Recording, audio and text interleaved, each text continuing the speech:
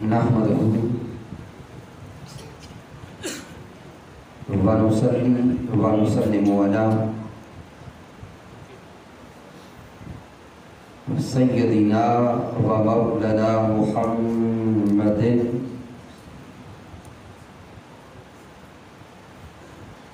نبي الأمين المكين الكريم الرؤوف الرحيم.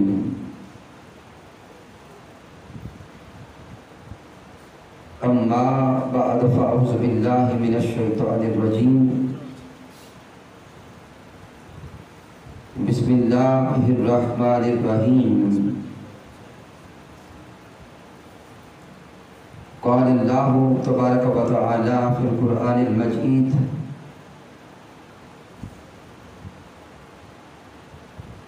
مرج البحرين يلتقيان بينهما برزخ لا يبغيان فبأي آلاء ربكما تكذبان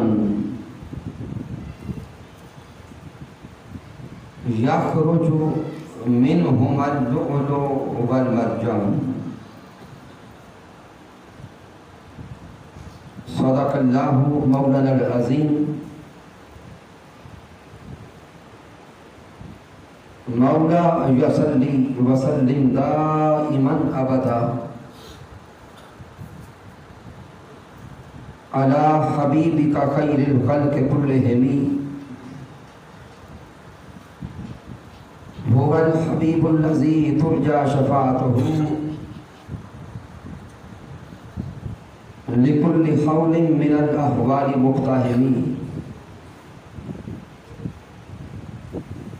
یا ربی بالمصطفیٰ بلغ مقاصدنا واغفر لنا ما مضى یا غاصی الکرم. ان اللہ وملائکتہ یصلون علی النبی یا ایھا الذین آمنوا صلوا علیہ وسلموا تسلیما. بآواز بلند درود پاک تلاوت فرمائیں. اللہ رب العزت کی توفیق سے اور تاجدار کائنات صلی اللہ علیہ وآلہ وسلم کے نعل پاک کے تصدق سے چوڑی کی سرزمین پر ماہ محرم الحرام میں ہم ذکر نواسہ مصطفیٰ صلی اللہ علیہ وآلہ وسلم کر رہے ہیں.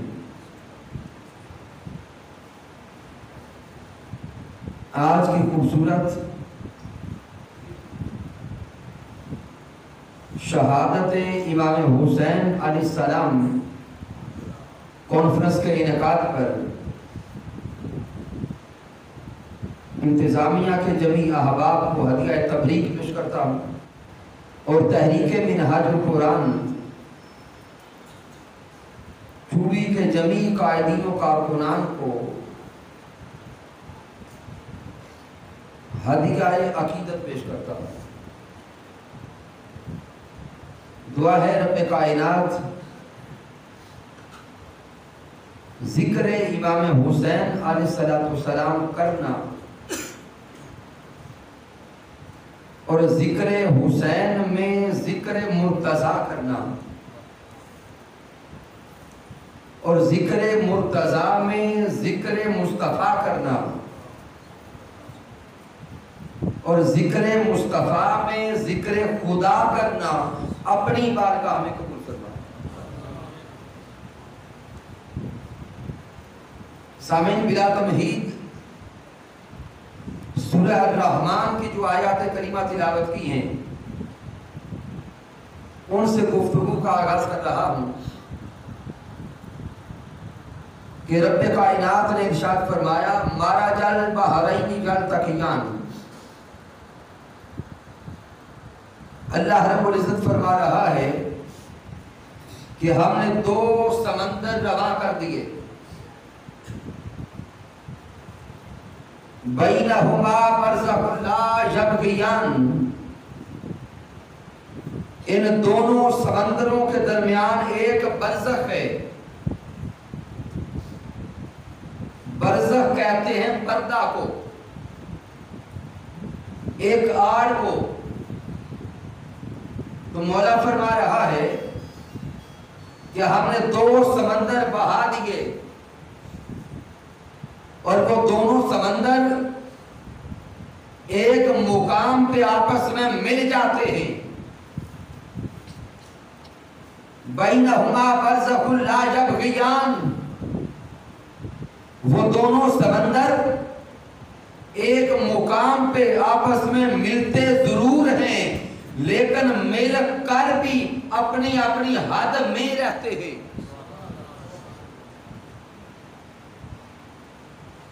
ذہن میں سوال پیدا ہوتا ہے کہ وہ دو سمندر کون سے ہیں جو ملتے بھی ہیں اور جدا بھی رہتے ہیں؟ کہ وہ دو سمندر آپس میں ملتے ہیں لیکن مل کر بھی جدا رہتے ہیں. وہ سمندر کیا ہے؟ کون سے ہیں؟ تو سامعین، اللہ کا کلام قرآن مجید کی شان یہ ہے کہ ایک ایک آیت کریمہ کی درجنوں درجنوں تفاسیر ہوتی ہے.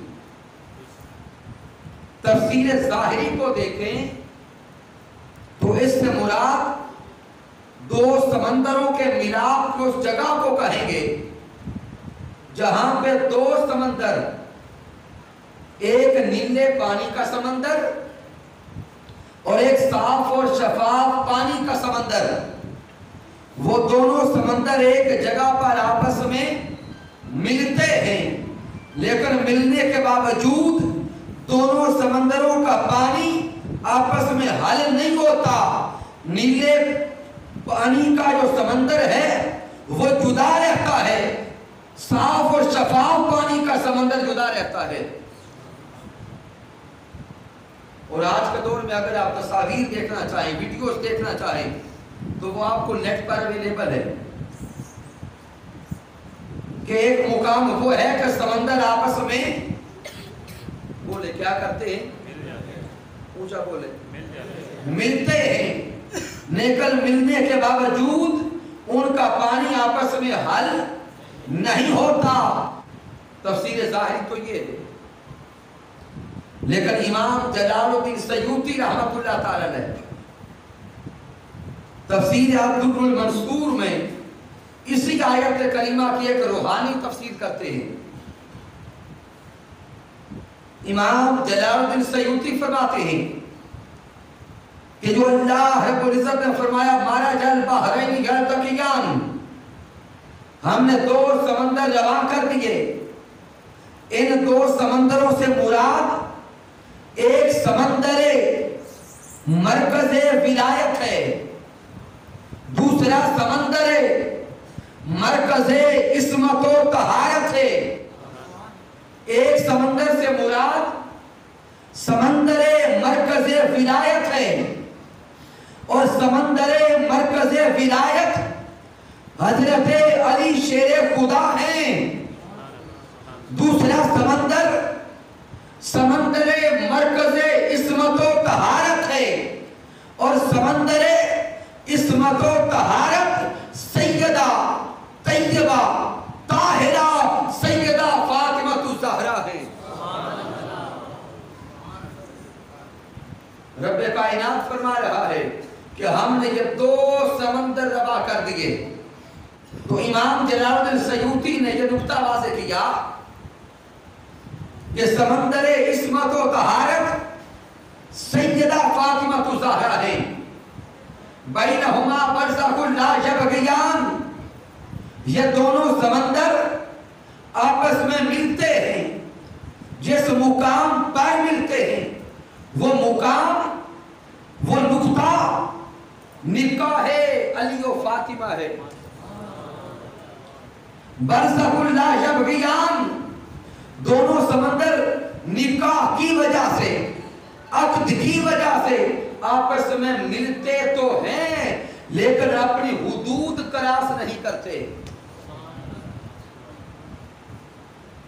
چونکہ درمیان میں ایک برزخ ہے، ایک پردہ ہے، وہ برزخ، وہ پردہ نسبت مصطفیٰ کا ہے، تعلق مصطفیٰ کا ہے۔ رب کائنات نے آگے فرمایا فَبِأَيِّ آلَاءِ رَبِّكُمَا تُكَذِّبَانِ، اور تم اپنے رب کی کون سی نعمت کو جھٹلاؤ۔ اگلی آیہ کریمہ میں اللہ رب العزت فرما رہا ہے یَخْرُجُ مِنْهُمَا اللُّؤْلُؤُ وَالْمَرْجَانُ، ان دونوں سمندروں کے ملاپ سے ایک لال آتا ہے، دوسرا مرجان آتا ہے۔ لال سے مراد حضرت حسن مجتبیٰ ہیں، اور مرجان سے مراد حضرت حسین علیہ السلام ہیں۔ اب اگر کوئی سوال کرے کہ لال سے مراد حسن مجتبیٰ کیسے اور مرجان کا اشارہ امام حسین علیہ السلام کی طرف کیسے، تو غور کریں، آپ سمجھدار لوگ نظر آ رہے ہیں۔ لال میں سبز رنگ کی جھلک ہوتی ہے اور مرجان کا رنگ سرخ ہوتا ہے۔ لال کی سبز رنگ کی جھلک یہ پیغام دے رہی تھی کہ امام حسن مجتبیٰ کو جو زہر دیا جائے گا اس کا رنگ سبز ہوگا، اور مرجان کا سرخ رنگ یہ اشارہ دے رہا تھا کہ امام حسین وہ ذات ہیں جن کو میدان کرب و بلا میں بلا کر شہید کر دیا جائے گا۔ سامعین، امام جلال الدین سیوطی نے قرآن مجید سے یہ نقطہ واضح کر دیا ہے۔ پھر حدیث مبارکہ امام طبرانی نقل کرتے ہیں، امام حیثمی نقل کرتے ہیں، امام اسقلانی نقل کرتے ہیں، اور وقت کے مجدد حضور شیخ الاسلام ڈاکٹر محمد طاہر القادری مدد اللہ علیہ نقل کرتے ہیں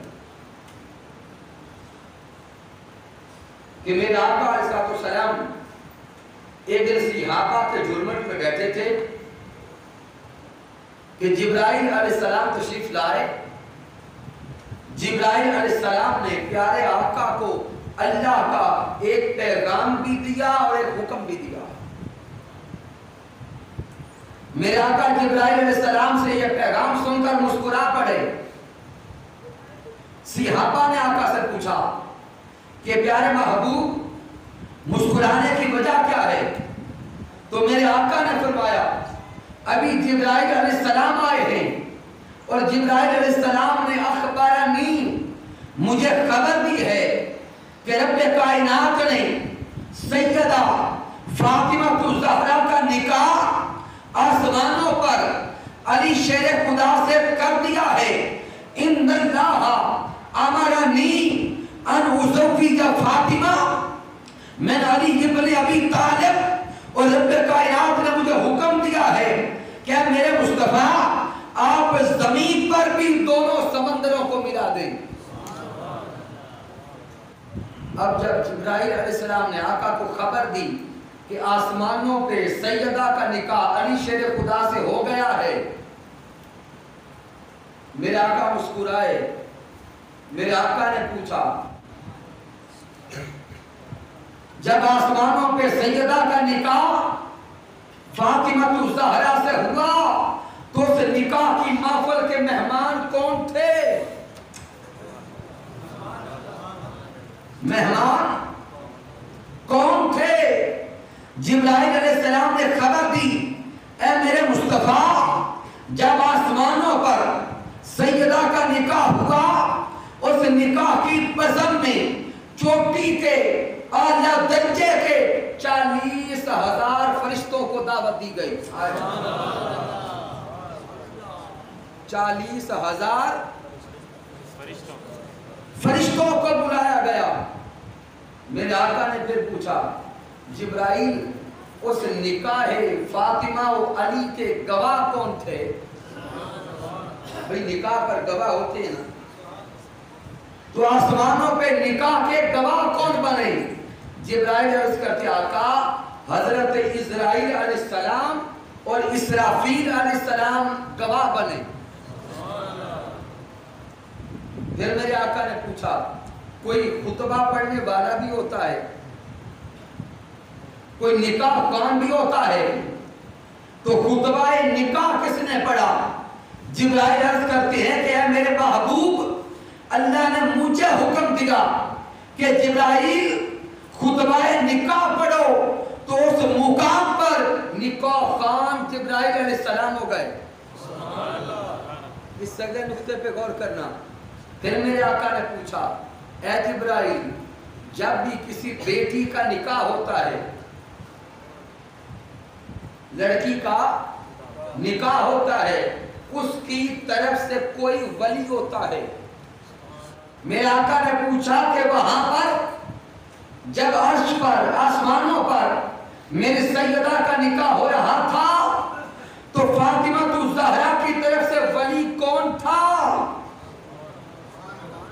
جملہ سنیں اور اپنے دل کو ٹھنڈا کریں، ذوق آ جائے تو زبان سے کچھ بول لینا۔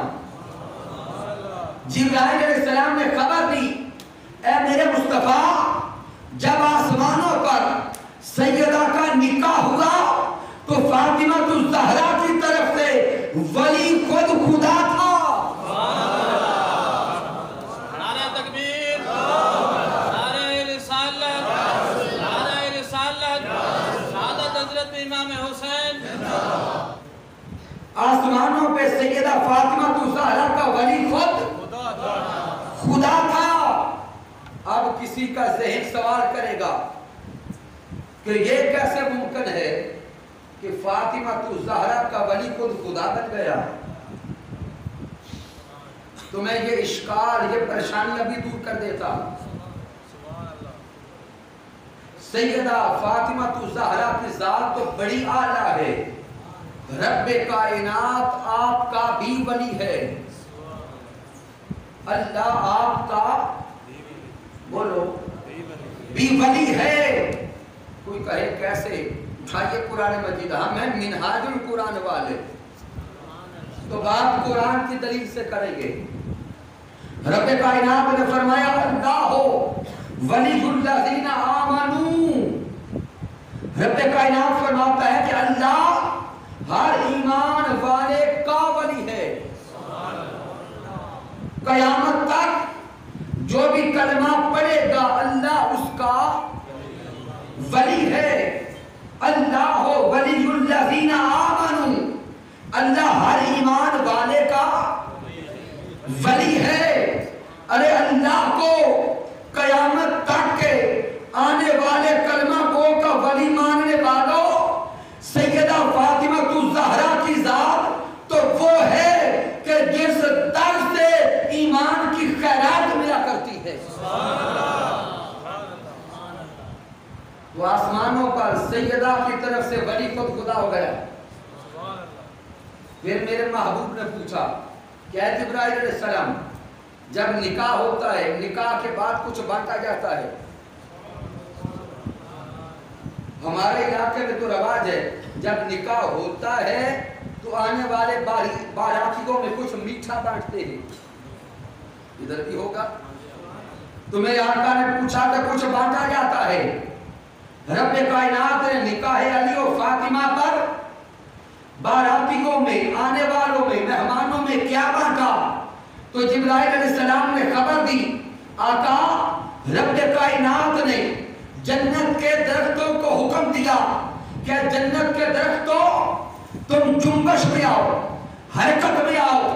وہ جنت کے درخت جب حرکت میں آئے ان سے لال گرے، ان سے یاقوت گرے، ان سے ہیرے گرے، ان سے جواہرات گرے، وہ جنت کی حوروں نے اٹھائے اور جنت کی حوروں نے تھانوں میں سجا کر وہ یاقوت، وہ ہیرے، وہ لال، وہ مرجان ان 40,000 فرشتوں میں بانٹے۔ ان فرشتوں میں بانٹے، اور وہ فرشتے جو نکاح علی و فاطمہ تو آگے جو جو ان کو ملتا گیا وہ آگے دیکھتے گئے. تو یہ ہے آسمانوں پر نکاح علی و فاطمہ مارا جال بحرین یلتقیا. پھر میرے پیارے محبوب علیہ السلام نے زمین پر سیدہ کا نکاح علی شیر خدا سے کر دیا. اب علی اور فاطمہ کون؟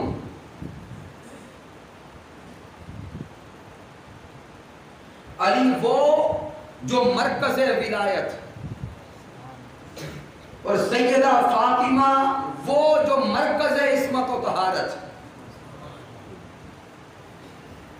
میں صرف ایک ایک حوالہ ادھر مرکز ولایت پر اور ادھر مرکز عصمت و طہارت پر دے کے ذکر حسین پہ آ جاؤں گا. سامنے حدیث مبارکہ پہلے سنے حضرت علی شیر خدا کے مقام پر. حدیث مبارکہ کے راوی حضرت برا بن عازب ہے, حضرت انس بن مالک ہے, حضرت ابی ہریرہ رضی اللہ تعالی عنہ ہے, حضرت ابوبکر صدیق رضی اللہ تعالی عنہ ہے, حضرت عمر فاروق رضی اللہ تعالی عنہ ہے. 146 صحابہ راوی ہے اس حدیث پاک کے. کتنے یاد کریں؟ 140 صحابہ کرام. اور اس حدیث مبارکہ کے اگر حوالہ جات چاہیے ہو تو حضور شیخ الاسلام کی کتاب السیف الجلی علی منکر ولایت علی, اس کتاب کو اٹھائیں اور حوالہ جات پڑھتے چلے جائیں. 51 حدیث کی کتابوں میں یہ حدیث پاک آئی کہ میرے آقا علیہ السلام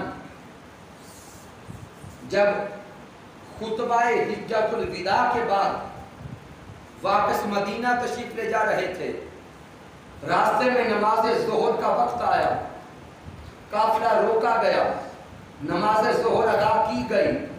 پھر میرے آقا نے فرمایا کہ منبر لگا دو. منبر لگ گیا. آقا منبر پہ تشریف فرما ہوئے. جس جگہ پر یہ منبر لگا اس جگہ کو غدیر خم کہتے ہیں. غدیر خم کہتے ہیں. 18 ذی الحج ہے. میرے آقا منبر پہ تشریف فرما ہوئے. آقا صحابہ سے کلام کرتے ہیں, فرماتے ہیں صحابہ کرام کیا میں تمہاری جان کا مولا نہیں ہوں؟ کیا میں تمہاری جان کا مولا نہیں ہوں؟ صحابہ عرض کرتے ہیں قالوا بلا یا رسول اللہ, آقا کیوں نہیں, آپ ہی ہماری جان کے مالک ہیں, آپ ہمارے مولا ہیں. جب میرے آقا صحابہ سے اقرار لے چکے تو میرے آقا نے علی شیر خدا کو بلایا منبر پر. حضرت علی شیر خدا کو بلایا منبر پر. حضرت علی شیر خدا کا ہاتھ اپنے ہاتھ میں پکڑا. علی شیر خدا کا ہاتھ پکڑ کر ہوا میں لہرایا اور صحابہ سے فرمایا کہ صحابہ سن لو, من کنت مولایا فہذا علی جن مولا. آقا فرماتے سمجھ لو جس کا میں مولا ہوں اس کا علی مولا ہے. نعرہ تکبیر, نعرہ رسالت, نعرہ تحقیق, نعرہ حیدری. میرے آقا نے ولایت علی کا اعلان کر دیا. جب آقا نے ولایت علی کا اعلان کیا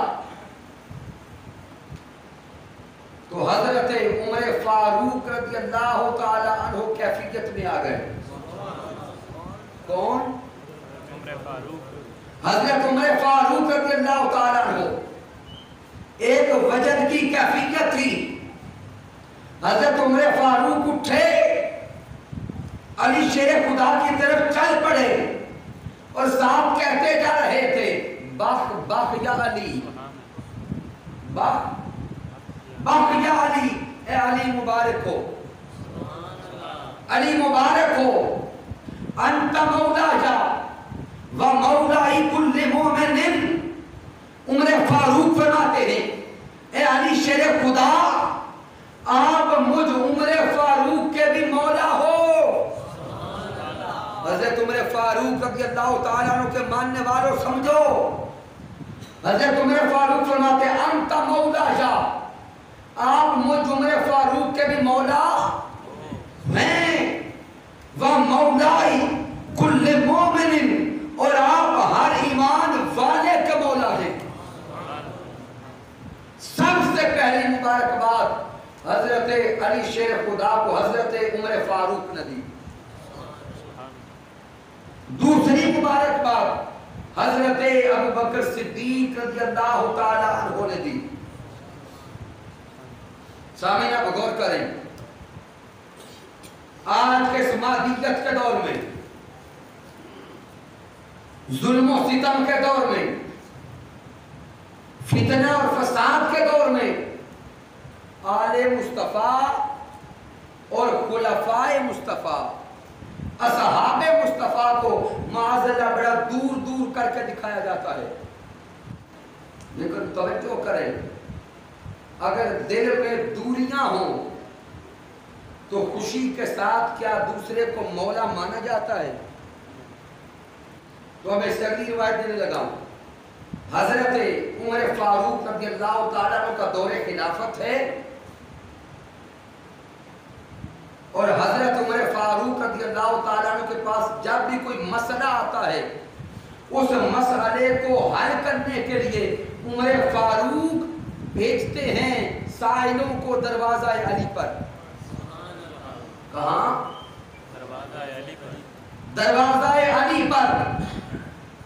ایک دن دو بندے آئے، ان کا کوئی جھگڑا تھا، حضرت علی شیر خدا نے فیصلہ کے لیے عمر فاروق نے علی شیر خدا کے دروازے پہ بھیجا۔ حضرت علی شیر خدا نے فیصلہ کیا، اب فیصلہ ایک کے حق میں آنا تھا اور دوسرے کے مخالف آنا تھا، تو علی شیر خدا نے فیصلہ فرما دیا، جو ایک کے حق میں تھا دوسرے کے خلاف تھا۔ اب جس کے خلاف فیصلہ آیا وہ آیا حضرت عمر فاروق کے پاس اور آ کے بڑے غصے سے کہتا ہے اے فاروق، کیا فیصلہ کرنے کے لیے تجھے اور بندہ کوئی نہیں ملتا؟ تجھے اور بندہ نہیں ملتا؟ تو حضرت عمر فاروق نے جب اس کا یہ جملے سنے، حضرت عمر فاروق جلال میں آ گئے۔ حضرت عمر فاروق نے یہ بات کہنے والے کو گریبان سے پکڑا، زمین سے اٹھا کے پھر زمین پہ پٹک کے مارا۔ عمر فاروق فرماتے ہیں ارے تو جانتا نہیں علی میرا مولا ہے، علی میرا مولا ہے، اور علی ہر کلمہ پڑھنے والے کا مولا ہے۔ تو حضرت عمر فاروق آقا کے وصال کے بعد بھی علی شیر خدا کو مولا مانتے، اور حضرت عمر فاروق کی تو آل مصطفیٰ سے محبت کا حال یہ ہے، واقعہ آپ نے سنا ہے، میں صرف ساتھ جوڑ رہا ہوں، کہ جب حضرت عبداللہ ابن عمر رضی اللہ تعالیٰ حضرت عمر فاروق کے بیٹے حضرت امام حسن یا امام حسین کے ساتھ گلی میں کھیلتے کھیلتے تکرار ہو گئی، تو امام حسین نے فرمایا کہ اے عبداللہ ابن عمر، تو ہمارا غلام زادہ ہے، تو ہمارے غلام کا بیٹا ہے۔ اب حضرت عبداللہ ابن عمر رضی اللہ تعالیٰ عنہ ادھر حضرت عمر فاروق خلیفہ وقت تھے، تو اندر ایک ملال آیا، شکایت لے کے پہنچے حضرت عمر فاروق کے پاس، اور حضرت عمر فاروق اس وقت امیر المومنین ہیں، درجہ کیا ہے؟ امیر المومنین، مسند خلافت پر بیٹھے ہیں۔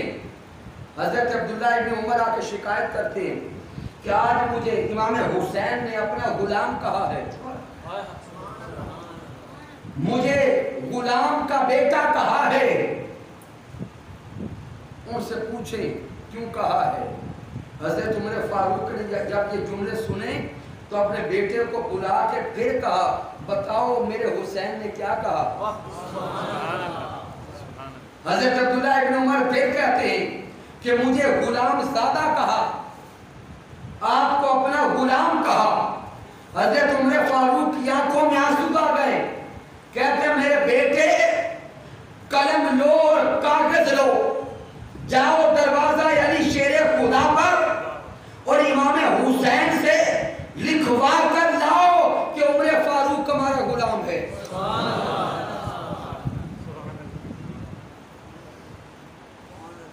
اگر انہوں نے لکھ دیا تو یہ غلامی کی سند ہو جائے گی۔ جب وہ لکھوا کر لائے تو حضرت عمر فاروق نے وصیت کی کہ یہ لکھا ہوا میری قبر میں ساتھ رکھنا، جب قبر میں سوال ہوں گے تو میں بتاؤں گا میں علی کا غلام ہوں، علی میرا مولا ہے۔ شامل اس سے بڑھ کے کیا کہیں گے؟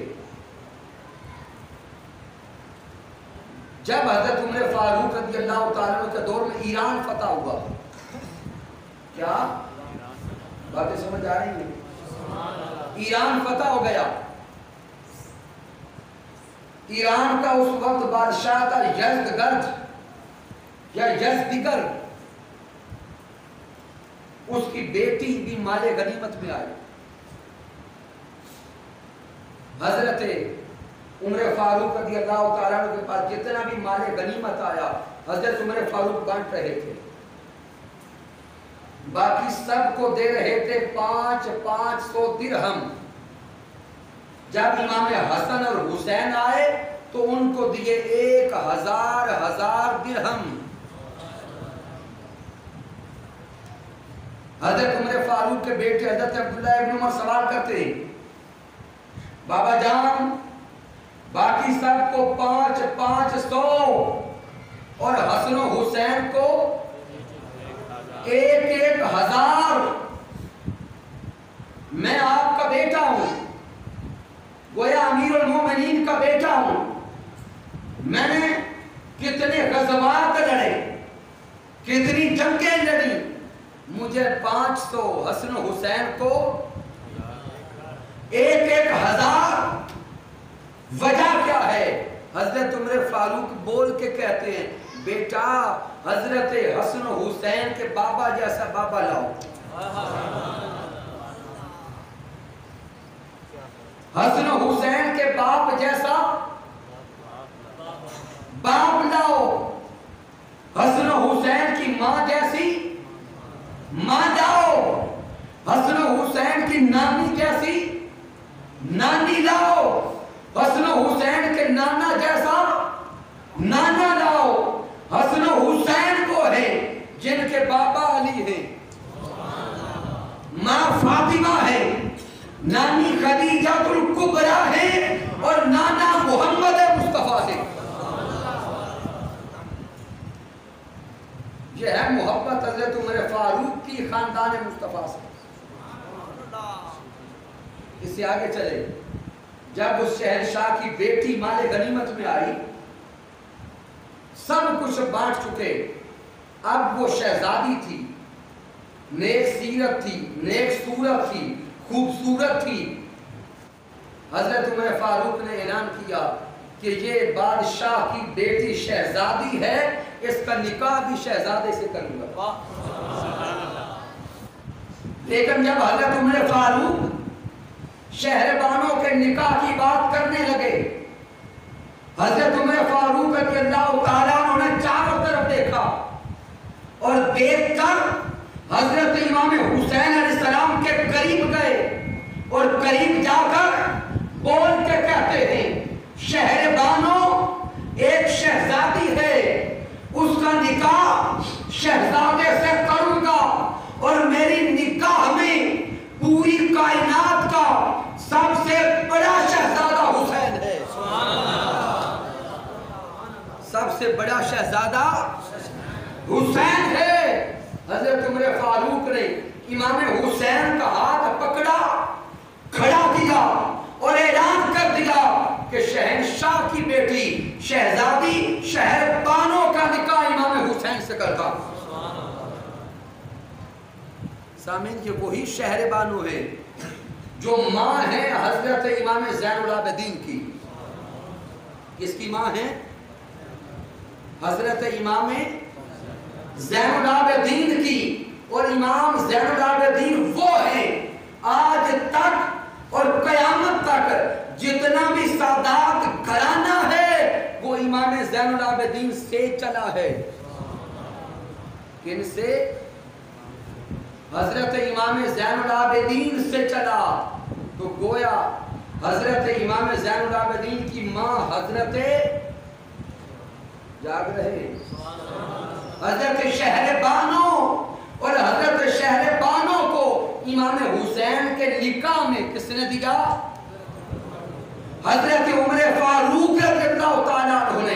तो समझ लें आज जितने भी सादात नजर आते हैं इनके पीछे मोहब्बत उमर फारूक नजर आती है। तो ये है खुलफाए राशिदीन और आले मुस्तफ़ा की मोहब्बत। अब वक्त बहुत कम हो गया कि मैं ज़िक्र सैयदा कायनात करता, फिर कभी जिंदगी ने साथ दिया तो तहारत सैयदा कायनात में बात करूंगा। अब आइए, ये अली शेर खुदा मरकज़ विलायत है, फातिमा ज़हरा मरकज़ इस्मत व तहारत है। इनसे आने वाले शहजादे एक लाल इमाम हसन है, मरजान इमाम हुसैन है। और इमाम हुसैन कौन? जिनको मेरे आका कंधों की सवारी करवाते रहे, जिनको प्यास लगती तो मेरे आका अपनी जुबान मुबारक चुसवाते रहे। इमाम हुसैन अगर सवार होकर खेलना चाहते तो मेरे आका घुटनों के बल, जैसे बंदा सजदे में जाता है, घुटनों के बल नीचे होकर सवारी बन जाते और इमाम हुसैन को पुष्ट पे सवार करके उनको झूले दिया करते। अरे मंजर तो देखो, ताजदार कायनात इमामुल अंबिया है। कमो बेश 12 अंबिया किराम ऐसे हैं जो दुआएं करते रहे, मौला नबूवत ले ले मुस्तफा को उम्मती बना। ये मुकाम है मेरे मुस्तफा का, जिनको रब्बे कायनात बेहिजाब अपना दीदार करवाए, जो मुस्तफा कलाम करे तो कलाम खुदा बन जाए, मुस्तफा कोई फेल और अमल करे तो अमल खुदा बन जाए। मेरे आका जिस तरफ चेहरा अक़दस फेर दे रब का किबला बदल जाए। कद नरा तकल्लुबा वजहिका फिस्समा, रब फरमाते सोहने महबूब आपका बार बार चेहरा अक़दस आसमान की तरफ उठाना हम देख रहे हैं। सोहनिया जिधर दिल करता है तू चेहरा फेरी जा, जिधर तेरा चेहरा फिरेगा उधर किबला फिरेगा। नारे तकबीर, नारे रिसालत, नारे रिसालत, नारे ताकीद, नारे हैदरी। तो वो मेरे मुस्तफा जिनका चेहरा फिरने से किबला बदल जाए, वो मुस्तफा घुटनों के बल नीचे होकर सवारी बने हैं, सवार इमाम हुसैन। फिर मेरे आका इमाम हुसैन से फरमाते कि शहजादे हुसैन मेरी जुल्फों को दोनों हाथों से थाम ले कि कहीं गिर न जाए। अरे वो जुल्फें जिनकी कसमें कुरान में रब खाए, वल्लैली इज़ा सजा, वो जुल्फें इमाम हुसैन के हाथों में हैं। इमाम हुसैन میرے مصطفیٰ پر سوار ہیں. اب جدھر امام حسین کا دل کرتا ہے امام حسین زلفیں پکڑ کر پیارے آقا کو اشارہ دیتے جاتے ہیں. جدھر حسین چاہتا ہے ادھر مصطفیٰ کا رخ پھرتا جاتا ہے. یہ ہے حسین.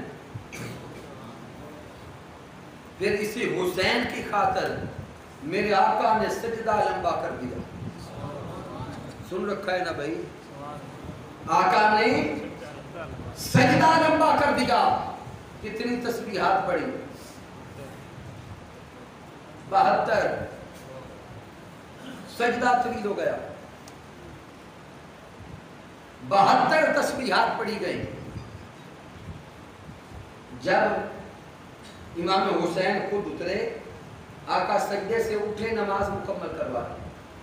جب نماز آقا نے مکمل کروا دی تو صحابہ قریب ہوئے. صحابہ کرام عرض کرتے ہیں پیارے محبوب کیا حسین اتنا پیارا ہے؟ کیا حسین اتنا پیارا ہے کہ حسین کی خاطر سجدہ لمبا کر دیا، رب کی نماز لمبی کر دی؟ میرے آقا فرماتے ہیں کہ آؤ بتاؤں حسین کتنا پیارا ہے. میرے آقا نے امام حسین کو گود میں لیا، بوسہ دے کر فرمایا کہ سن لیں حسین منی وانا من الحسین من احب الحسین فقد احبنی من احبنی فقد احب اللہ من احب اللہ ادخلہ الجنہ. آقا فرماتے سمجھ لیں یہ حسین مجھ سے ہے اور میں حسین سے ہوں. یار خدا کے لیے سمجھو. آقا فرماتے حسین مجھ سے ہے اور میں حسین سے ہوں. جس نے حسین سے محبت کی اس نے مجھ مصطفیٰ سے محبت کی، اور جس نے مصطفیٰ سے محبت کی اس نے خدا سے محبت کی.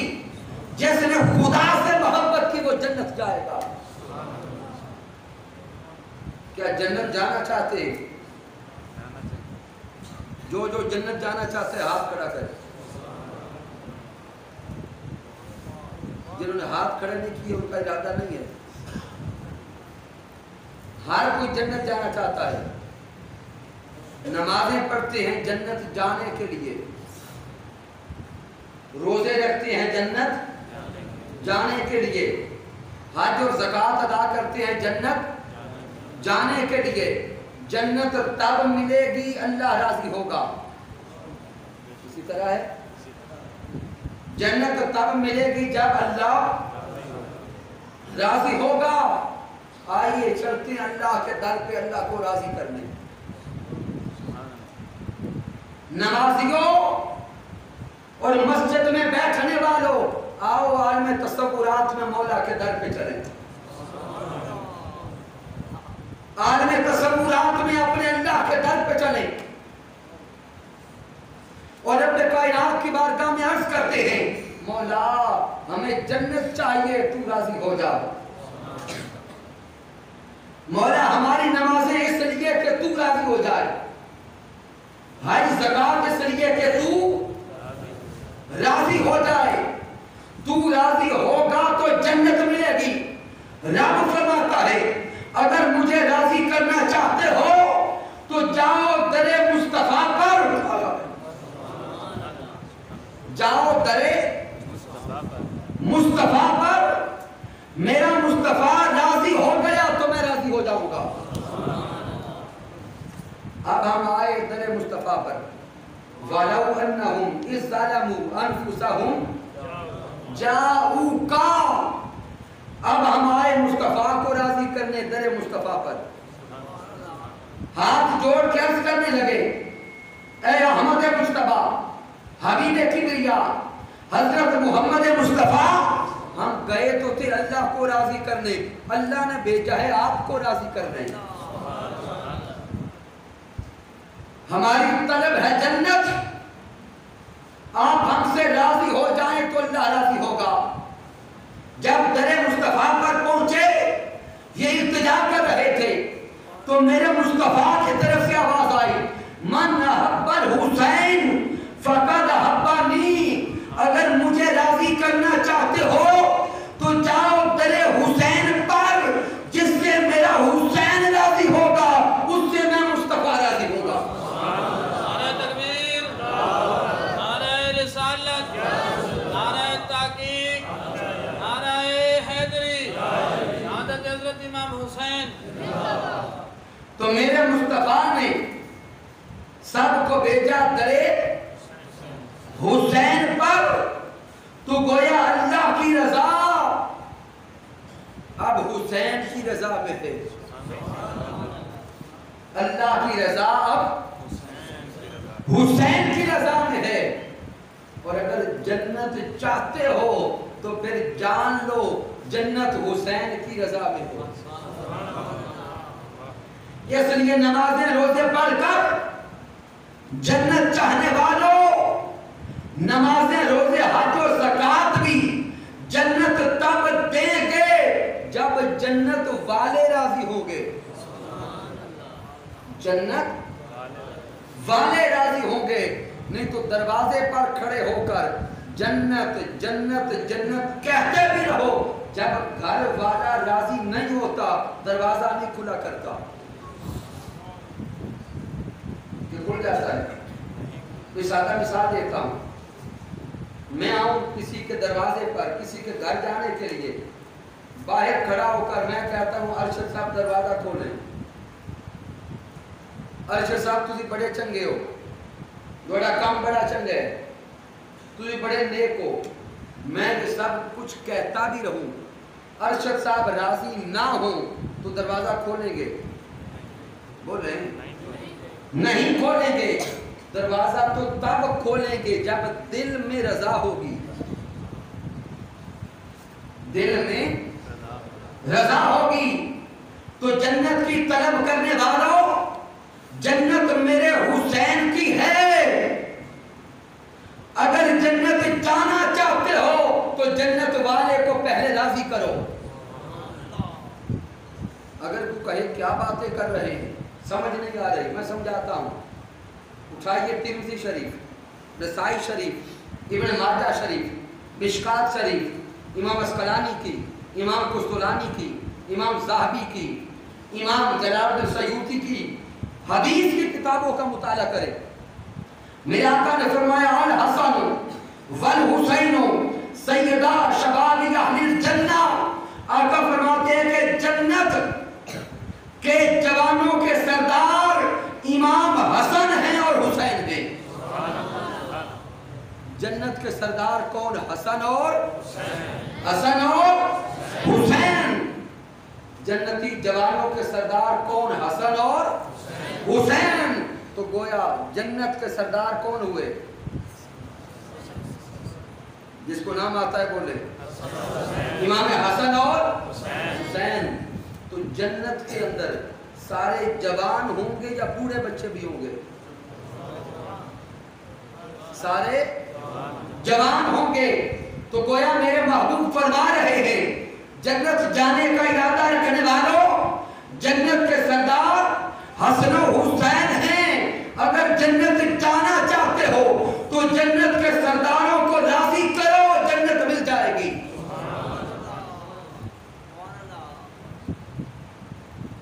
تو وہ امام حسین جن کو میرے آقا جنت کا سردار کہے،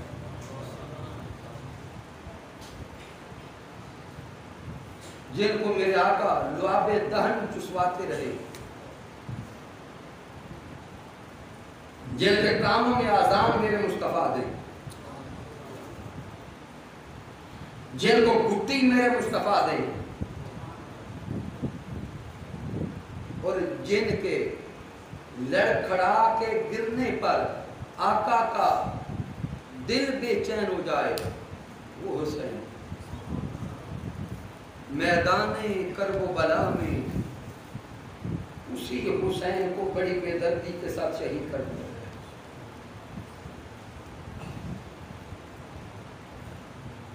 سامعین 10 محرم الحرام سن 61 ہجری جمعہ المبارک کا دن نماز فجر کا وقت ہوا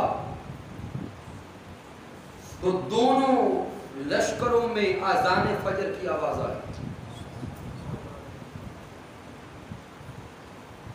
یزیدیوں نے بھی نماز فجر ادا کی اور حسینیوں نے بھی نماز فجر ادا کی.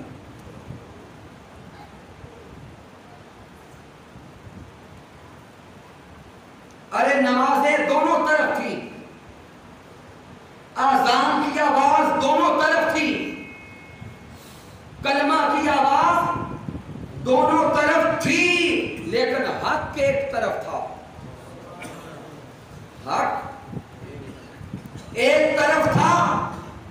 یزیدیت کی طرف ظلم تھا، بربریت تھی، جبریت تھی، ناانصافی تھی، اور حسینیت کی طرف حق تھا، عدل تھا، انصاف تھا. نماز فجر کے بعد سورج طلوع ہو گیا. یزیدیوں نے جنگ کرنے کی تیاریاں شروع کی. امام حسین نے بھی صفیں سیدھی کروائیں.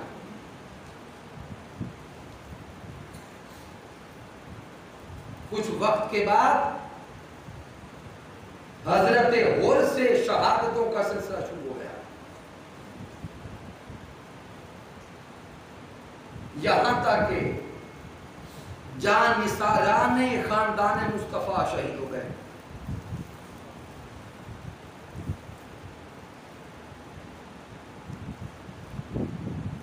جب سارے جان نثار شہید ہو گئے تو امام حسین کے بڑے بیٹے حضرت علی اکبر آئے اپنے بابا جان امام حسین کے پاس. عرض کرتے بابا جان اب تیار کر کے مجھے بھیجیں، میں یزیدیوں کے ساتھ لڑتا ہوں. آقا امام حسین نے اپنے 18 یا 19 سال کے جوان بیٹے کو تیار کیا، گھوڑے پہ سوار کیا اور یزیدیوں کی طرف بھیج دیا. اولاد والو، بیٹوں والو، چشم تصور میں دیکھو کہ اپنے جوان بیٹے کو شہادت کی طرف بھیجنا کتنا آسان ہے. بیٹا جب جوانی کی سیڑھی پہ قدم رکھتا ہے تو ماں باپ ان کی شادی کے خواب دیکھنا شروع کرتے ہیں.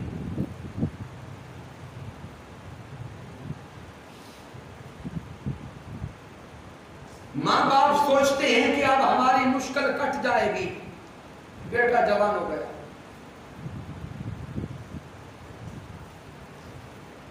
اب مشکل دن گزر جائیں گے، بیٹا سہارا بن گیا. ماں بیٹے کو دلہا بنانے کے خواب دیکھنا شروع کرتی ہے.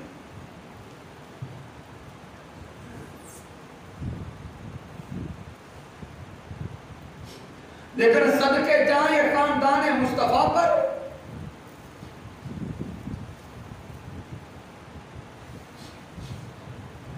جنہوں نے بیٹے کو دلہا تو بنایا لیکن اس دنیا کے لیے نہیں، دین مصطفیٰ کے لیے.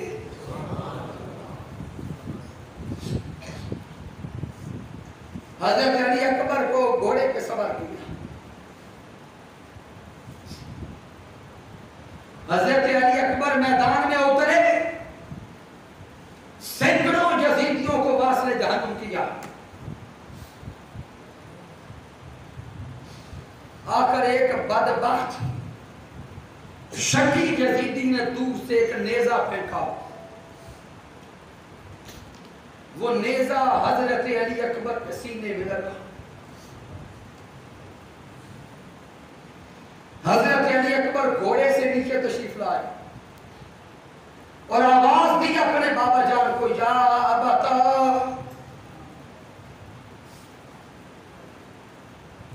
ارے بابا جان تشریف لائے. امام حسین پہنچے تو شہزادے علی اکبر زمین پر تھے. سینے میں نیزہ تھا. امام حسین نے حضرت علی اکبر کا سر اپنی گود میں رکھا. حضرت علی اکبر کی دلیری پہ قربان جائیں, شجاعت پہ قربان جائیں. بابا کو بول کے کہتے ہیں, بابا جان میرے سینے سے نیزہ نکالے, میں پھر اٹھ کر یزیدیوں پہ حملہ کرتا. آقا امام حسین نے حضرت علی اکبر کے سینے سے نیزہ نکالا, خون کا فوارہ نکلا, روح قفس اسری سے پرواز کر گئی. انا للہ و انا الیہ راجعون. حضرت امام حسین نے جوان بیٹے کی لاش کو اٹھایا. 18 سے 19 سال کی عمر, لمبا قد, خوبصورت ترین جوان امام حسین جب بیٹے کے لاشا کو اٹھا کے آ رہے تھے, امام حسین نے علی اکبر کے سینہ کو اپنے سینے کے ساتھ لگا کے زور سے پکڑا ہوا تھا, لیکن پھر بھی قد اتنا لمبا تھا کہ حضرت علی اکبر کے پاؤں زمین پر لگ رہے تھے.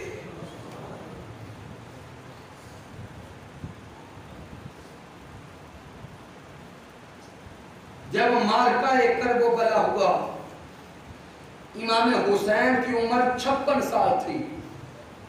کتنی؟ 56 سال تھی. امام حسین کے سر اور داڑھی کا ایک بال بھی سفید نہ تھا.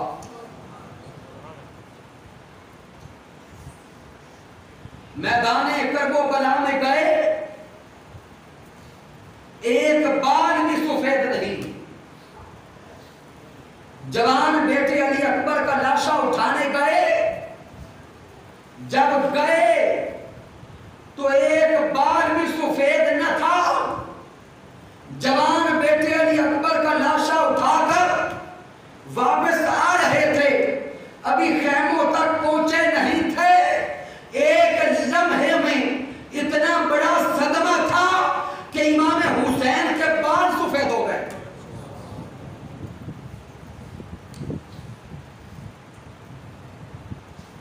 سیدہ زینب خیمے کے باہر کھڑی امام حسین کو دیکھ رہی تھی.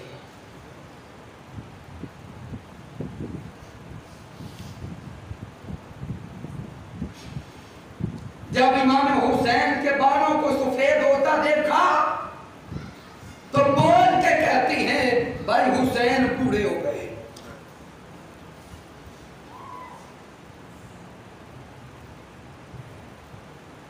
سیدہ سکینہ نے دیکھا ننھی شہزادی تو بول کے کہنے لگی, میرے بابا جان بوڑھے ہو گئے.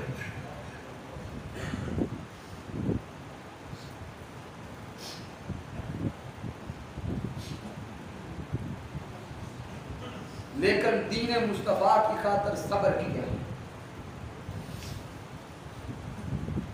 پھر حضرت علی اکبر کے بعد حضرت قاسم بھی دے دیے,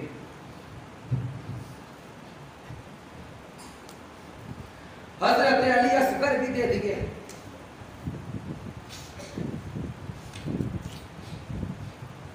آج ہم 4 نمازیں پڑھ لیں تو اپنے اندر بڑی باتیں سوچتے ہیں کہ بڑا ہم دین پہ احسان کر رہے ہیں.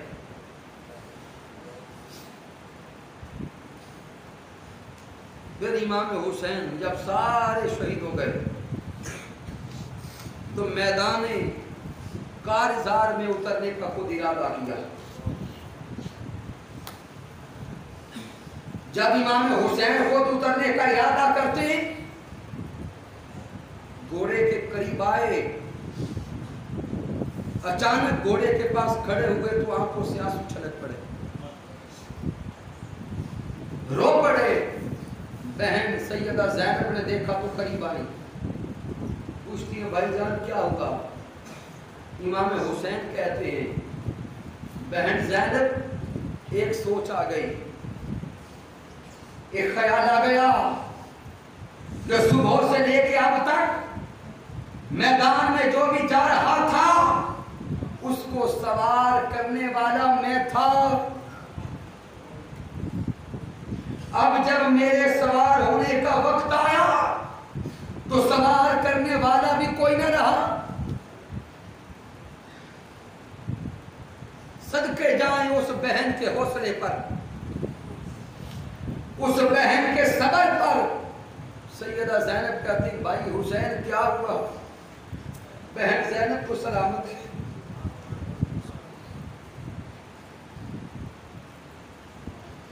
سیدہ زینب نے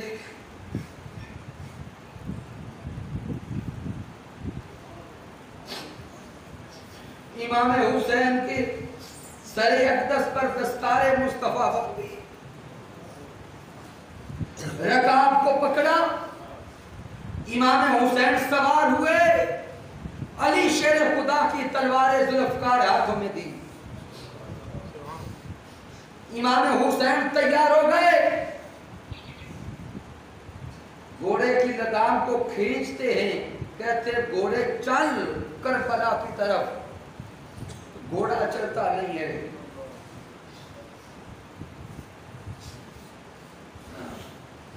امام حسین نے دوسری بار گھوڑے کی لگام کو کھینچا, کہا گھوڑے چل کربلا کی طرف. گھوڑا چلتا نہیں, گھوڑا نیچے گردن ہلاتا ہے. تیسری بار امام حسین نے پھر لگام کھینچی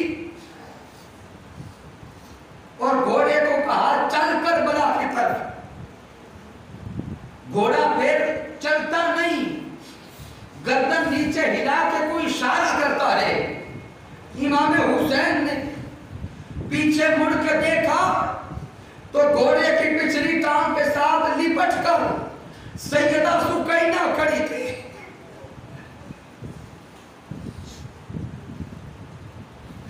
امام حسین کی بیٹی کھڑی تھی اور گھوڑے کی ران کو پکڑ کے کہہ رہی تھی گھوڑے میرے بابا کو نہ لے جانا,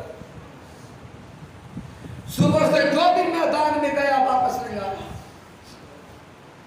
امام حسین گھوڑے سے اترے, شہزادی سکینہ کو اٹھا لیا, اٹھا کے سینے سے لگا,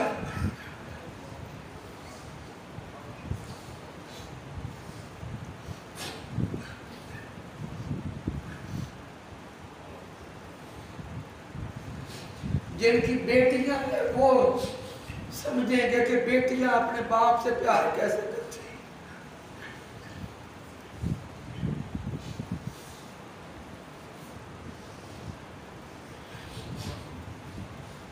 شہزادی سکینہ کو اٹھایا, سینے سے لگایا, بوسہ دیا, پیار کیا اور پیار کر کے شہزادی سکینہ کو بہن زینب کے ہاتھوں میں دیا اور کہا بہن زینب میں جا رہا ہوں, میری سکینہ کا خیال رکھ.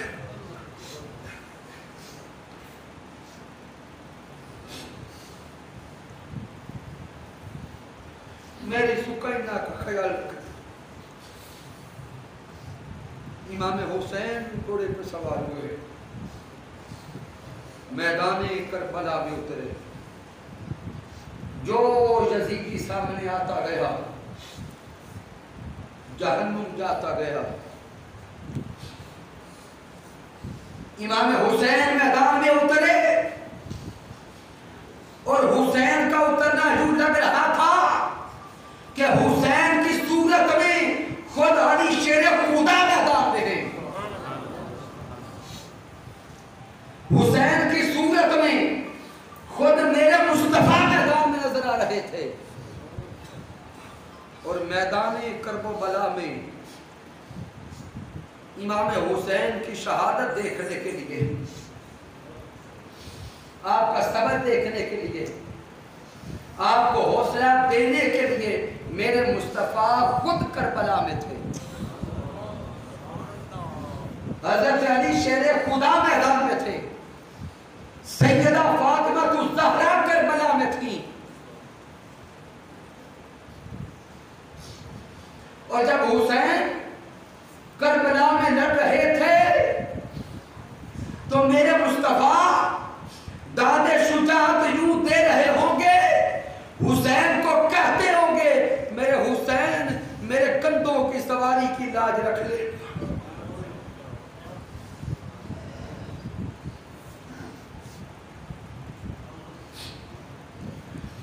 मेरे हुसैन मेरी लुआब और जुबान चुसवाने की लाज रख लेना। अली शेर खुदा कह रहे होंगे, हुसैन मेरे खून की लाज रखना। और सैयदा फातिमा ज़हरा कह रही होगी, हुसैन मेरे दूध पिलाने की लाज रख लेना। मेरे हुसैन ने सब की लाज रखी और दीन मुस्तफा की खातिर तन मन धन कुर्बान कर दिया और मैदान करबला में शहीद हुए। शामिल दास्तान करबला और तारीख इस्लाम इतनी आसान नहीं है। अगर कोई बैठ के सोच रहा हो कि वाक़या करबला तो हुए 1400 साल गुजर गए,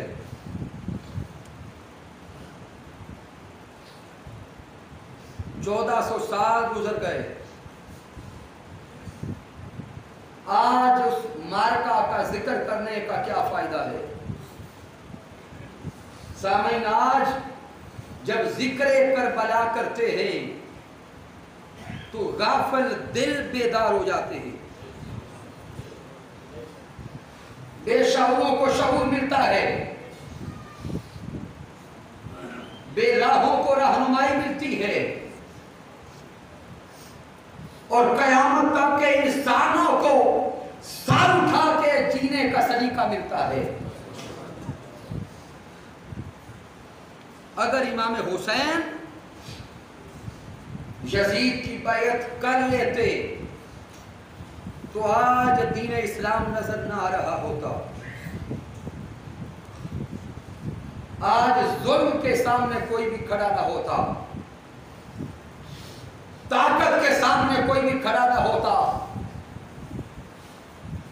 जाबिर और ताकतवर के सामने कोई भी खड़ा ना होता। इमाम हुसैन ने जालिम के सामने, जाबिर के सामने और जुल्म बर्बरियत के सामने डट के खड़ा होकर कायनात के गरीबों को, बेसहारों को, लाचारों को इज्जत के साथ जीना सिखा दिया कि गरीबी को मोहताजी न समझे। गरीब होना अलग बात है, इज्जत के साथ जीना अलग बात है। तो इज्जत के साथ जीना सिखा दिया। इसलिए आज के मुआशरे में और कयामत तक के दौर के लिए जो भी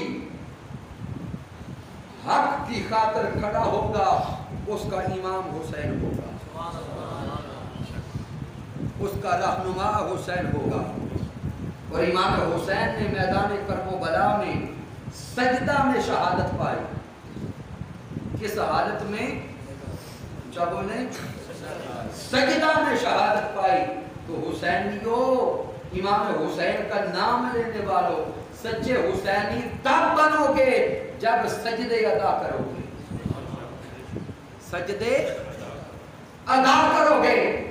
اور جو کوئی ادھر حسین کا نام لیتا ہے، ساتھ بے وضو رہتا ہے، نشے کرتا ہے، افیون پیتا ہے، بھنگ پیتا ہے اور دیگر برائیاں کرتا ہے، اللہ کی عزت کی قسم اس کا میرے حسین سے کوئی تعلق نہیں ہے، کیونکہ امام حسین کی ساری زندگی کی ایک بھی قضا نہیں ہے۔ امام حسین کی پوری زندگی کی بولیں تھوڑا سا حوصلے کے ساتھ بولیں، پریشان نہ ہو، امام حسین کی پوری زندگی کی ایک بھی قضا نہیں ہے۔ حسین کی ماں فاطمہ الزہرا کی پوری زندگی میں ایک نماز بھی قضا نہیں ہے، بلکہ ان کی تو عبادت کا حال یہ کہ ظہر کی نماز ادا کرنے کے بعد امام حسین کی ولادت ہوئی، نماز عصر کے وقت سیدہ فاطمہ الزہرا بھی سجدے میں تھی، بیٹا حسین بھی مصلی پہ تھا۔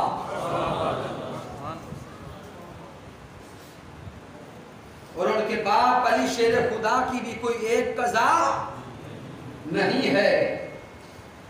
تو جس حسین کی ماں، حسین کے باپ کی ایک بھی قضا نہ ہو، اس لیے خدا کے لیے اگر امام حسین کا نام لیتے ہیں تو حسین کے کردار کو بھی پائیں۔ اللہ رب العزت کی بارگاہ میں دعا ہے کہ رب کائنات ہمیں حق کو پہچان کر عمل کرنے کی توفیق عطا فرمائے۔ میں نے جو کچھ بھی بیان کیا، اگر اس میں کچھ کمی ہے، کوئی کجی ہے، کوئی غلطی ہے تو مجھ ناچیز کی طرف سے رب کائنات معاف کر دے۔ اگر اس میں کوئی اچھائی اور کمال ہے تو اللہ کی عزت کی قسم میرا کوئی کمال نہیں، رب کائنات کا کرم ہے، آقا کی رحمت ہے، اور میرے قائد، میرے مربی، میرے استاذ حضور شیخ الاسلام ڈاکٹر محمد طاہر القادری مدد اللہ کی صحبت کا فیضان ہے۔ وما علینا الا البلاغ۔